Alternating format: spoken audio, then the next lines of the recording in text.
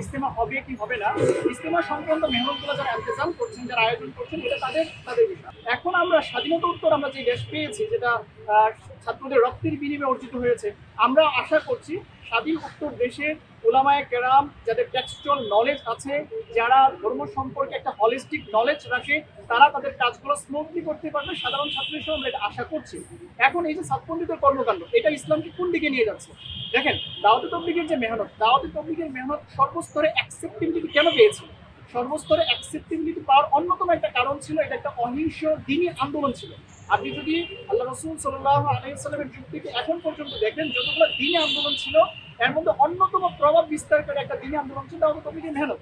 কিন্তু আমরা আশঙ্কা করছি, আমরা যারা সাধারণ ছাত্র আছি বা যারা জিও পলিটিক্স নিয়ে গবেষণা করে, জিও পলিটিক্স নিয়ে যারা ধারণা করে, আমরা জিও পলিটিক্যালি বিষয়টা নিয়ে কনসার্ন।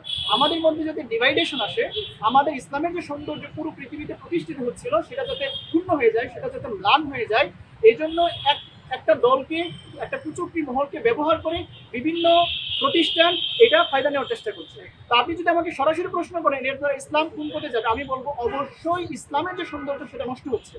ইসলামের সৌন্দর্য কখনোই এটা সাপোর্ট করে না যে একটা ইজতেমার মতো জায়গা, যেখানে পুরো পৃথিবী থেকে হাজার হাজার মানুষ আসে শুধুমাত্র ইসলামের সৌন্দর্যকে দেখার জন্য, সেখানে রাতের আধারে এমনভাবে নৃশংসভাবে ধারালো অস্ত্রকে আঘাত করা হবে। কারণ শিক্ষার্থীদের দৃষ্টিকোণ, আমরা যারা ঢাকা বিশ্ববিদ্যালয়ে অধ্যয়ন করছি, নিয়মিত ছাত্র আছে, আমরা মনে করছি দেশের এই পরিস্থিতিতে যখন অন্তর্বর্তীকালীন সরকার বিভিন্ন দিক থেকে চাপের মধ্যে আছে, ইন্টারনাল এবং এক্সটার্নাল অনেক ফ্যাক্টরসকে তাদেরকে আসলে ফেস করা লাগছে।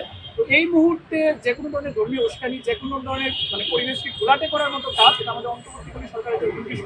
তো আমাদের দাবিগুলো দুই দিক থেকে। একটা হচ্ছে অন্তর্বর্তীকালীন সরকারকে আমরা আহ্বান জানাচ্ছি, তারা যাতে টঙ্গীর ময়দানে যে একটা নৃশংস হত্যাকাণ্ড হয়েছে, সেটা যে কোনো ধর্ম, যে কোনো বর্ণ, যে কোনো স্কুল অফ থটের মানুষ তারা এটা বিচার চাইবে। তো আমরা ওই দৃষ্টিকোণ থেকে সরকারের কাছে প্রথমত যারা দোষী আছে, যারা রাতের আধারে এভাবে এরকমভাবে মানুষের উপর হামলা করেছে, তাদের যদি বিচার আওতায় নিয়ে আসে। দ্বিতীয়ত আমরা একটা বিষয়, এই হামলার ঠিক একদিন আগে দেখেছি যে আমাদের ঢাকা বিশ্ববিদ্যালয়ের মাত্র গুটি কয়েক ছাত্র, যাদের মধ্যে কয়েকজন আছে নিয়মিত ছাত্র, কয়েকজন আছে অনিয়মিত ছাত্র, যাদের পড়াশোনা শেষ হয়ে গিয়েছে, তারা সচেতন ছাত্র সমাজের ব্যানারে এরকমভাবে প্রধান উপদেষ্টার যে বাসভবনে অবস্থান নেবেন এরকম কর্মসূচি দিয়েছেন। তো আমরা আশঙ্কা করছি যে তাদের সাথে এই হত্যাকাণ্ডের একটা সম্পর্ক থাকতে পারে।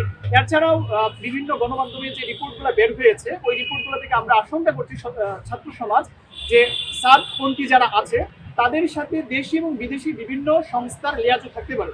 তো আমরা আমাদের উদ্বেগের জায়গা থেকে অ্যাজ এ স্টুডেন্ট আমরা অন্তর্বর্তীকালীন সরকারের কাছে এই আবেদনটা জানাচ্ছি, তারা যাতে তাদেরকে দ্রুত সময়ের মধ্যে বিচার আওতায় নিয়ে এসে সমস্যাটার সমাধান করে। এবং আমরা আমাদের বিশ্ববিদ্যালয় প্রশাসনের কাছে আহ্বান জানাচ্ছি যাতে সাধারণ শিক্ষার্থীদের পরিচয় ধারণ করে পরবর্তীতে দেশে এরকম কোনো সংকটময় পরিস্থিতি কোনো ছাত্র তৈরি করতে না পারে। কারণ আমরা হাজার হাজার ছাত্র জীবন দিয়ে দেশকে স্বাধীন করেছি, আমাদের কাজ হচ্ছে দেশে শান্তি শৃঙ্খলা ফিরে নিয়ে আসা, কোনোভাবেই ধর্মীয় সম্প্রীতি নষ্ট করা আমাদের কাজ নয়।